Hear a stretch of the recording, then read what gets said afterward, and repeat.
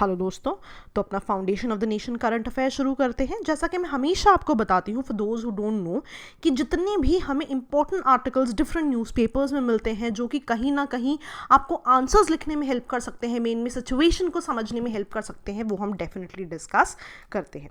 तो आज की पहली न्यूज़ है in context of Russian vaccine. बहुत ही ज़्यादा न्यूज़ में था कि रशिया ने जो ट्रायल्स हैं वैक्सीन के उसको एब्सोल्युटली ख़त्म कर लिया है, लेकिन there are certain other things as well. Russia has miles to go, अभी तक प्रोसेस कंप्लीट नहीं है, उसको हम डिटेल में डिस्कस करेंगे एंड फेजेस ऑफ ट्रायल्स को भी देखेंगे।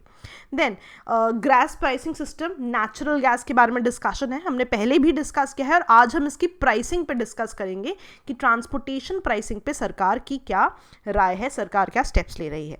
देन हांगकांग के लिए जो चाइना ने नया लॉ पारित किया है, राइट, उसके बारे में विल बी डिस्कसिंग, और उसका ग्लोबल इंटरनेट पे क्या इफेक्ट है वो भी हम डिस्कस करेंगे। इसी के काउंटर में there was one more article जिसमें ये बताया हुआ था कि डिफरेंट कंट्रीज की क्या प्रतिक्रिया है हांगकांग के इस सिक्योरिटी लॉ पे। सो ये डिस्कस करना बहुत जरूरी है बिकॉज इसमें से हमें कई इंपॉर्टेंट पॉइंट्स ऐसे मिलते हैं जो हम इंडिया के कॉन्टेक्स्ट में भी यूज कर सकते हैं अपने आंसर्स में, वो भी I will be discussing. Then जो अभी एनकाउंटर की बात हुई है विकास दुबे की, तो वहाँ पे क्या क्राइटेरिया है या इन जनरल जो है क्या क्राइटेरियाज होते हैं कस्टोडियल डेथ के, उसके लिए नेशनल ह्यूमन राइट्स कमीशन ने क्या कहा है, सुप्रीम कोर्ट ने क्या कहा है, उसके हम डिस्कशन करेंगे। ऑल्सो येस बैंक ने एफपीओ निकालने की बात की थी, आज की बात नहीं है, कुछ दिन पहले की बात थी, but I just want you to know कि what is actually happening and some basic terminologies associated with it. Then China ने रिसेंटली एक रॉकेट लॉन्च किया है, ठीक है। प्री के पर्सपेक्टिव से द नेम बिकम्स इंपॉर्टेंट, लेकिन मेंस के पर्सपेक्टिव से एक बेसिक सा कंपैरिजन देखेंगे कि आप कैसे यूज कर सकते हो इसे इंडिया की स्पेस इंडस्ट्री से। ऑल्सो रीवा सोलर प्लांट बहुत ही ज्यादा न्यूज में है, इसके बारे में भी कुछ बात करने की कोशिश करेंगे। चलिए अपनी न्यूज शुरू करते हैं। जैसा कि बहुत सारे रिपोर्ट्स कह रही हैं कि clinical trials for Russian vaccine जो है सक्सेसफुली कंप्लीट हो गए हैं, लेकिन ध्यान देना only phase 1 of the trial has been completed. Phase 2 जो है अभी मंडे से शुरू होने थे और फेज 3 पे अभी तक कोई क्लैरिटी नहीं है, ठीक है। तो ये चीज समझनी बहुत ज्यादा इंपॉर्टेंट है। आपको सबसे पहले पता है क्या सोचना चाहिए था यहाँ पे कि जब हमने इंडिया के कॉन्टेक्स्ट में पढ़ा था, मैंने एक आईसीआर पे एमआर पे भी एक आर्टिकल डिस्कस किया था कि आईसीएमआर चाहती थी कि या रादर कह रही थी कि अगस्त एंड तक एक वैक्सीन आ जाए। क्यों वहाँ पॉसिबिलिटी नहीं थी? आपको ये कंपेयर करना चाहिए था कि जब इंडिया के यहाँ पॉसिबिलिटी नहीं थी तो why such a possibility existing with Russians. तो आंसर क्या है कि अभी तक सिर्फ फेज 1 हुआ है, 2 फेज के ट्रायल्स अभी भी होने बाकी हैं। ये सब चीजें ना आपको कनेक्ट करनी बहुत जरूरी है, and if you haven't watch the previous lectures go back and watch the whole playlist so that आपको काफी चीजों की और क्लैरिटी हो जाए, ठीक है।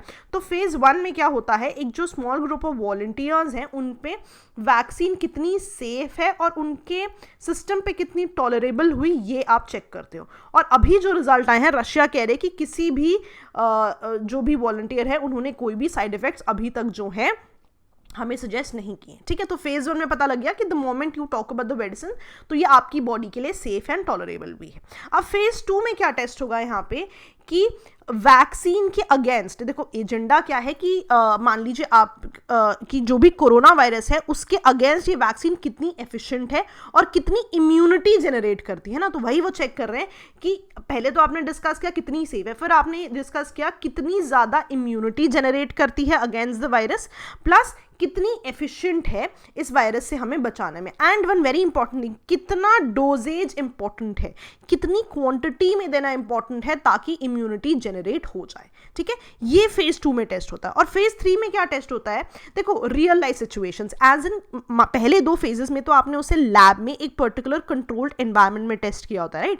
तो फेज 3 में आप उसमें अपना जो ग्रुप ऑफ पीपल है, जो वॉलंटियर्स है, उनको बढ़ाते हो और रियल लाइफ सिचुएशन में इन पर्टिकुलर ट्रायल्स को करते हो। तो success will only be there जब आपके तीनों ट्रायल्स कंप्लीट हो जाएंगे। ये चीज समझनी बहुत ज्यादा इंपॉर्टेंट है, ठीक है जी, याद रहेगा। चलिए अगले टॉपिक पे आते हैं। गवर्नमेंट प्रपोज कर रही है एक unified gas pricing system.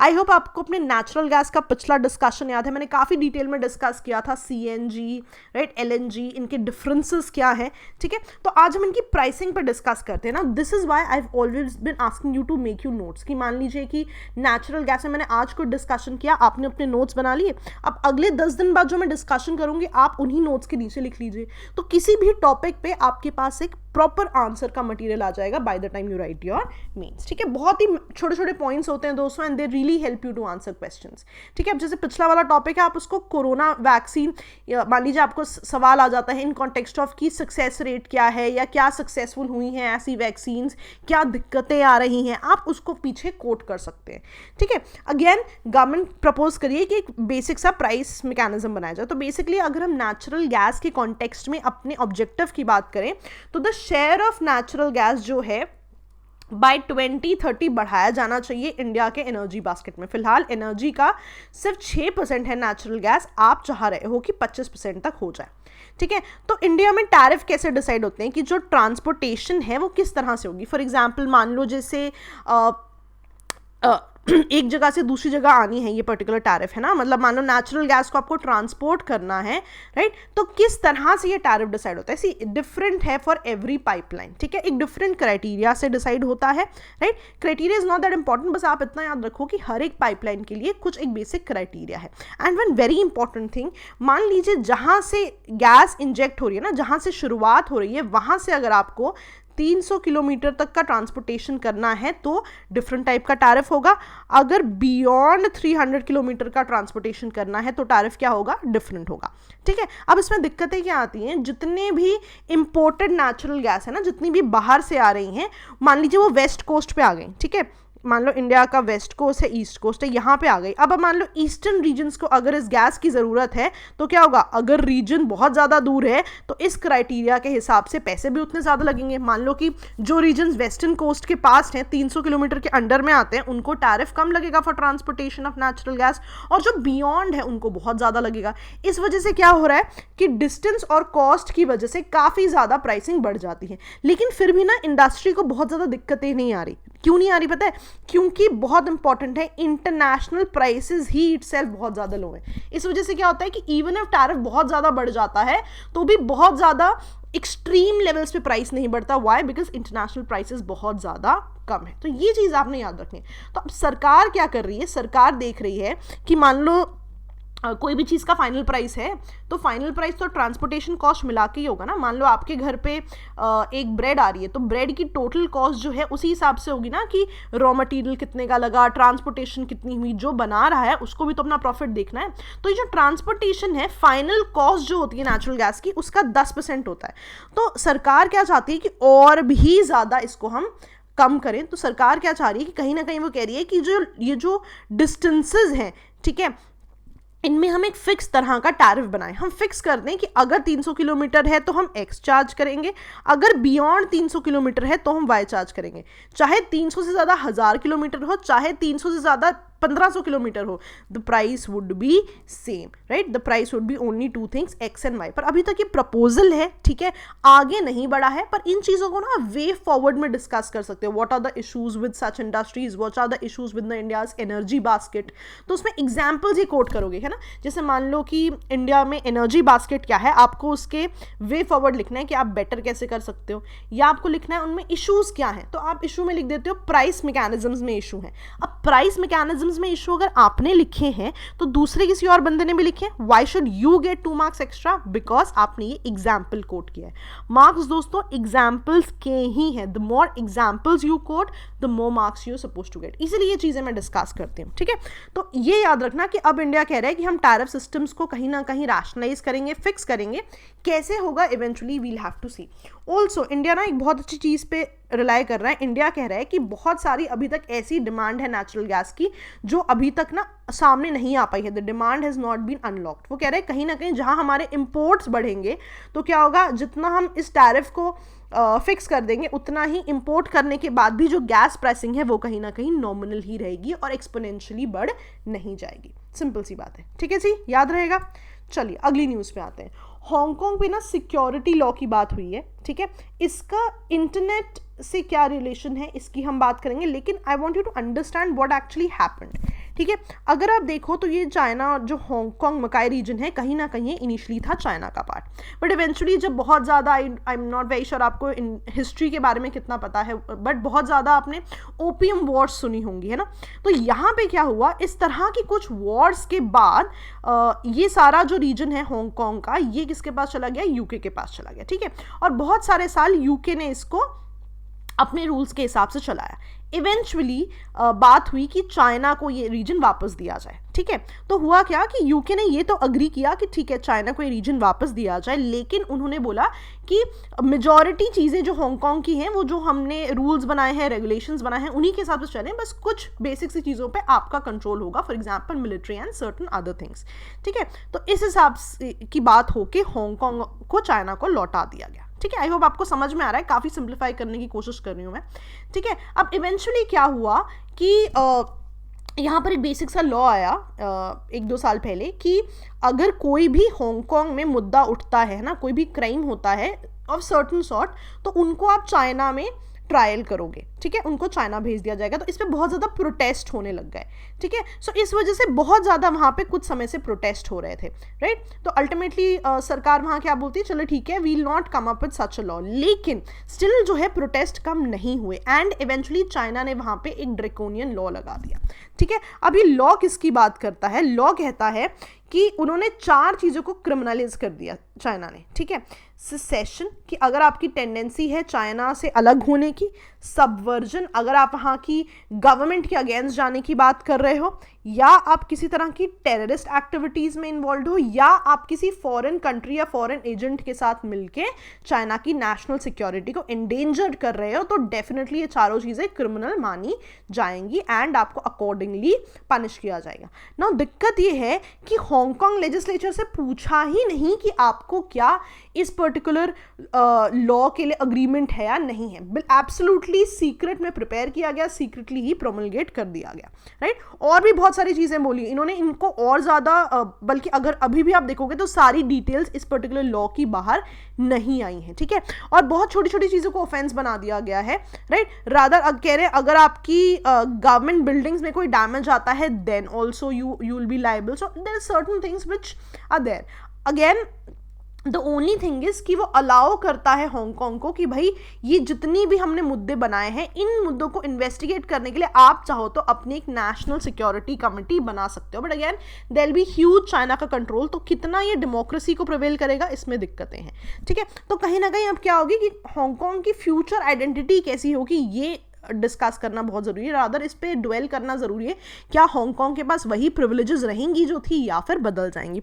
Also अब हुआ क्या कि अब इंटरनेट के कॉन्टेक्स्ट में क्या दिक्कत है कि हांगकांग की पुलिस को नए एक्सटेंसिव कंट्रोल्स दे दिए गए, आप इंटरनेट कंटेंट को सेंसर कर सकते हो, आप लोगों को ऑनलाइन ट्रैक कर सकते हो, आप लोगों के इलेक्ट्रॉनिक रिकॉर्ड सीज कर सकते हो और इन सब रिकॉर्ड्स को डिलीट कर सकते हो, पेनल्टीज लगा सकते हो कंपनीज पे अगर वो आपसे कंप्लाई नहीं करती।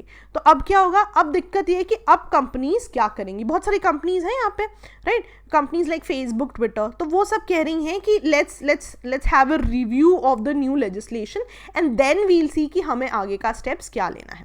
अब इससे 2 दिक्कतें, सबसे पहली बात, अगर इस तरह की चीज़ आज इंटरनेट या रादर ऐसी फर्म्स में आई हैं जो इंटरनेट को केटर कर रही हैं, तो कहीं ना कहीं कल को एब्सोल्यूट जो इंटरनेशनल बिजनेस है हांगकांग का उसको भी केटर करेंगी, तो ये एक दिक्कत है। प्लस वर्ल्ड में जो डिजिटल स्पीच की बात है कि आपको हक है अपनी डिजिटली अपनी बात को व्यक्त करने का, उस पर भी कहीं ना कहीं ये कर्ब कर रही है। तो कभी भी आपको डिजिटल स्पीच पे कोई ऐसे लिखने को आ जाता है या कोई क्वेश्चन लिखने को आ जाता है, वहां पे आप इन्हें आज एग्जाम्पल्स कोट कर सकते हो, ठीक है।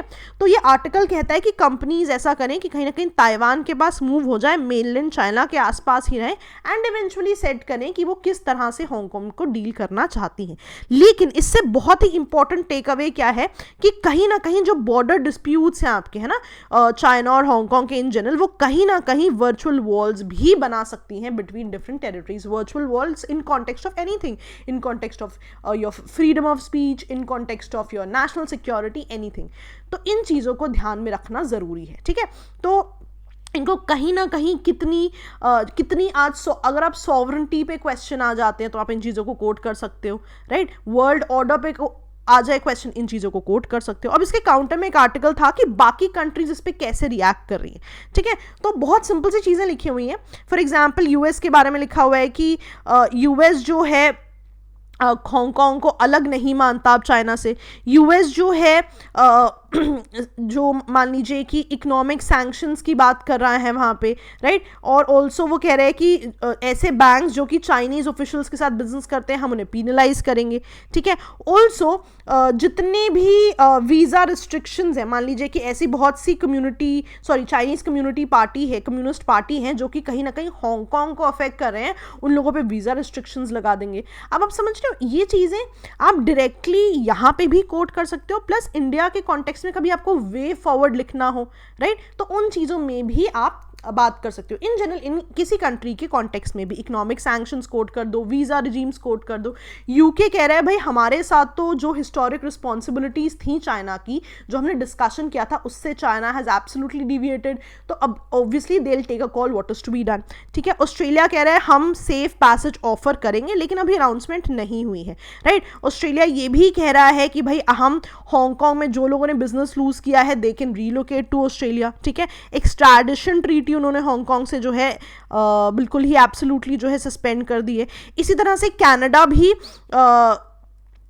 इमिग्रेशन की बातें कर रहा है कि अगर लोगों को रीलोकेट करना हो what can be done, right. So कहीं ना कहीं इंडिया भी इन चीज़ों को मेंशन कर सकता है अपने आर्टिकल्स में, है ना। मान लो कि एक तो ये है कि वर्ल्ड में कैसे किस तरह के let me try to tell you in simple words. मान लीजिए कि वर्ल्ड कैसे रेजिस्ट कर रहा है चाइना का एक्सपेंशन या चाइनीज सेंचुरी में जाने का मुद्दा, आप इन चीज़ों को कोट कर सकते हो डेफिनेटली, ठीक है। चलिए जितने भी कस्टोडियल डेट्स के मुद्दे हैं, ठीक है, कुछ सुप्रीम कोर्ट की गाइडलाइंस हैं, कुछ एनएचआरसी की गाइडलाइंस हैं, ठीक है। तो यहाँ पे ध्यान देना, एनएचआरसी की गाइडलाइंस जो हैं क्यों आई थी, एक कंप्लेंट आई थी Andhra Pradesh civil liberties union से। उन्होंने बोला बहुत ज़्यादा लोगों को मॉइस्ट बना के आप जो है फेक एनकाउंटर्स कर रहे हैं। तो उन्होंने एनएचआरसी ने जनरल सी गाइडलाइंस बना दी, ठीक है। और उन्होंने बोला कि जितना भी पोस्टमार्टम रिपोर्ट्स हैं और जो भी डॉक्यूमेंटेशन है with in 2 months of the incident जो है इन तक पहुँच जानी चाहिए। और मान लीजिए कि अगर पता लगा कि ये जो डेथ है ये अनलॉफुली हुई है, राइट, सही तरीके से नहीं हुई, तो फिर कॉम्पनसेशन दिया जाएगा उन लोगों को और जितने भी स्टेट के ऑफिशियल्स हैं उन्हें पीनलाइज किया जाएगा, ठीक है। ऑल्सो बहुत सिंपल सी बात बोली है कि ये चीज़ ध्यान दी जाएगी कि इवन दो वो पुलिस के लोग हैं उन्हें कोई स्पेशल कंसेशन ना मिले। लेकिन अब इसमें एक दिक्कत है, इसका ना आपको दूसरा पर्सपेक्टिव भी देखना इंपॉर्टेंट है कि हो सकता है कि उन्होंने जान के नहीं कस्टोडियल डेथ की हो, है ना, पुलिस वालों ने। तो इसलिए वो कह रहे हैं कि हम इस चीज़ पे ध्यान देंगे कि मारा क्यों गया है या कस्टोडियल डेथ क्यों हुई है, ओनली बिकॉज एजेंडा था इंडिविजुअल को किल करना टू प्रोटेक्ट द इंस्पेक्टर या टू प्रोटेक्ट द ऑफिशियल, या फिर अरेस्ट करते हुए, राइट, डेथ की नेसेसिटी हो गई। मान लीजिए अब इनकाउंटर कर दिया गया तो ये चेक किया जाएगा कि जान के किया गया है या फिर सर्कमस्टांसेस की वजह से हो गया, बिकॉज पुलिस को भी या जो ऑफिशियल्स हैं उनको भी तो मौका दिया जाना चाहिए। तो ये चीज़ बहुत ज़्यादा इंपॉर्टेंट है, ठीक है। सुप्रीम कोर्ट की गाइडलाइंस हमने बहुत डिटेल में डिस्कस की हैं। Andhra Pradesh civil liberties committee versus government of Andhra Pradesh जो एक्ट है, केस है, बहुत डिटेल में मैंने पहले डिस्कस किया है। You can go back and check to the lecture, ठीक है। अब यहाँ पे समझ रहे हो सबसे इंपॉर्टेंट इशू क्या है, लेकुने क्या है, कि मान लीजिए कि आप पुलिस हैं और आप ही ने इनकाउंटर किया है और आपको जो लोग आपके अगेंस्ट जो इन्वेस्टिगेट कर रहे हैं वो भी कहीं ना कहीं पुलिस डिपार्टमेंट को ही बिलोंग करते हैं। तो जिसके ऊपर मुद्दा है वही जो अक्यूज्ड है वही इस पूरे मुद्दे को इन्वेस्टिगेट कर रहा है, ये लेकुना है। मैंने पहले भी डिस्कस किया है, आई होप आपको याद हो, ठीक है। ओके, येस बैंक का एफपीओ लॉन्च हुआ है कुछ दिन पहले, है ना। तो एफपीओ जो है बहुत सिंपल सी बात है, रादर जो एफपीओ है वो इसको चीपर रेट पे शेयर्स बेच रहे हैं। जितने पहले इनके रेट्स थे 25 रुपये, उससे अब इन्होंने 12-13 रुपये कर दिया। इससे क्या होगा कि ऑब्वियसली डिस्काउंट है तो इन्वेस्टर्स ज़्यादा आएंगे, प्लस इससे क्या होगा कि जो येस बैंक है वो अपने खुद के पैसे जनरेट करेगा। अभी तक क्या है, एसबीआई जो है कैपिटल इन्फ्यूज कर रहा है येस बैंक में, वो चीज़ जो है, जो बर्डन है एसबीआई पे या कंसोर्टियम और बैंक्स पे कहीं ना कहीं कम होगा ना। एफपीओ और आईपीओ क्या है, बहुत सिंपल है। एफपीओ क्या होता है, फॉलो ऑन पब्लिक ऑफर, ठीक है। ऐसी कंपनी जो ऑलरेडी एक्सचेंज पे लिस्टेड है, ठीक है। अब वो जो है अपने शेयर्स इन्वेस्टर्स के लिए खोल रही है, चाहे इन्वेस्टर्स ले लें कोई नए या अपने एग्जिस्टिंग शेयर होल्डर्स भी ले लें, कोई दिक्कत नहीं है। अब एक और टर्म है एफपीओ एंड आईपीओ। आईपीओ क्या होता है जी? Initial public offer. तो आप देख रहे हो, इनिशियल जो शुरू में आया होता है, और फॉलो ऑन मतलब जो बाद में आया होता है। फॉलो ऑन क्या है? कंपनी ऑलरेडी लिस्टेड थी और उन्होंने यहाँ पे अब अपने शेयर्स जो है इन्वेस्टर्स के लिए खोल दिए। इनिशियल क्या होगा? जब इनिशियली एक प्राइवेट कंपनी थी जो पहली बार पब्लिक जा रही है, जब वो पहली बार आपके लिए शेयर्स खोल रही है, that will be initial public offer. IPO और फॉलो ऑन का मतलब है बाद में ऑलरेडी लिस्टेड थी और उन्होंने आपके लिए अपने शेयर्स को जो है अवेलेबल करा दिए। याद रहेगा जी, सिंपल था। चलिए, चाइना ने रिसेंटली एक रॉकेट लॉन्च की बात की है which is failed, but this gives you very important point जो आपको याद होना चाहिए। पहली बात, the name of the rocket, ठीक है, डायरेक्टली प्री में क्वेश्चन आ सकता है कौन सी कंट्री से एसोसिएटेड है। And one very important point, ठीक है, जो कि आपको याद रखना चाहिए। But before coming to that let's discuss कि हमें रॉकेट के बारे में क्या पता है। ठीक है, बहुत सिंपल सी बात कर रहे हैं कि जो रॉकेट का लॉन्च था फेल हो गया है। And one very important thing, China का 2020 का 19th लॉन्च है। तो आप देख रहे हो कितनी स्पीड से उनकी चीज़ आगे बढ़ रही है, space programme. And one very important line, state own news agency बता रही है कि क्या हुआ है। इसका मतलब उनकी न्यूज़ पे उनका कितना ज़्यादा कंट्रोल है, ये भी समझना बहुत ज़्यादा ज़रूरी है। ठीक है, तो फेलियर क्यों हुआ? कुछ मार्क्स फंक्शन हुआ है, उस पर अभी बात हो रही है। ठीक है, और किस तरह की सैटेलाइट थी उस पर भी कुछ डेटा है, आप पढ़ सकते हैं, कोई दिक्कत की बात नहीं है। लेकिन इससे इंपॉर्टेंट चीज़ क्या है यहाँ पे कि चाइना में जो स्पेस की बात है, जो कमर्शियल लॉन्चेस हैं, ये बहुत ही ज़्यादा इमर्जिंग इंडस्ट्री है। ये रिसेंटली हुई है जब चाइना ने अपना स्पेस सेक्टर प्राइवेट इन्वेस्टमेंट के लिए 2014 में खोला था। अब इसको ना कंपेयर करो कि इंडिया भी कहीं ना कहीं नई इसरो के अलावा फर्म्स बना रहा है, राइट, और वो भी प्राइवेट इन्वेस्टमेंट की शुरुआत कर रहा है। तो कहीं ना कहीं अगर कंपेयर करने के लिए आ जाए, आप डेफिनेटली चाइना भी लिख सकते हो कि चाइना ने 2014 में शुरू किया है लेकिन उनकी ग्रोथ बहुत ज़्यादा है। तो कहीं ना कहीं कंपैरिजंस की जब बात आएगी, आप इन चीज़ों को यूज़ कर सकते हो। ये चीज़ें बहुत ज़्यादा इंपॉर्टेंट है दोस्तों, that we tend to miss, कि किस तरह से हम इनको यूज़ कर सकते हैं। ठीक है, और आज की लास्ट न्यूज़ थी Rewa solar power plant. Sir ने big news of the day में आज डिस्कस किया है, go back, look at it. कोई भी इश्यूज हो, कोई भी डाउट्स हो, you can always mail us. कोई भी दिक्कतें हो, there is a phone number that you can call on to, और हम आपसे डिस्कशन करते रहेंगे आर्टिकल्स का। I keep on coming with more and more articles so that आपको कहीं ना कहीं इन सभी में काफ़ी हेल्प हो मेंस में आंसर लिखने में। ठीक है जी, चलिए, that was all from my side दोस्तों। ओके दोस्तों, बाय बाय।